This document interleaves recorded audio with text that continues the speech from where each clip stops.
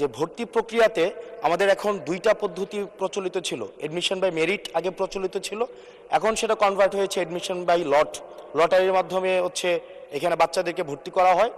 ফলত যেটা হয়েছে, ফিডার ইনস্টিটিউশনগুলোর শিক্ষার মান অনেক কমে গিয়েছে, যার ফলে টারশিয়ারি এডুকেশনে আমরা কোয়ালিটি সম্পন্ন ছাত্র আমরা বিশ্ববিদ্যালয়গুলোতে আমরা পাঠাতে পারি না।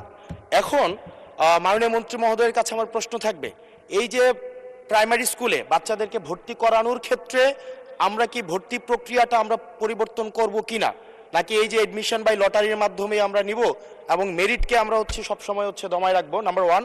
আর নাম্বার টু আমাদের বর্তমান শিক্ষা পদ্ধতিতে আমরা যদি দেখি, আমরা যারা পয়সা দিয়ে কিনতে পারে তারা এখন ইংরেজি মাধ্যমটা কিনছে, যারা পয়সা দিয়ে ইংরেজি মাধ্যম কিনতে পারে না তারাই কেবল আপনি যেই শিক্ষা পদ্ধতি আমাদের জন্য জনজীবনের জন্য আপনি চালু করেছেন সেটা আমরা কিনছি, আর যারা সেটাও কিনতে পারে না তারা মাদ্রাসা শিক্ষা পদ্ধতি কিনছে।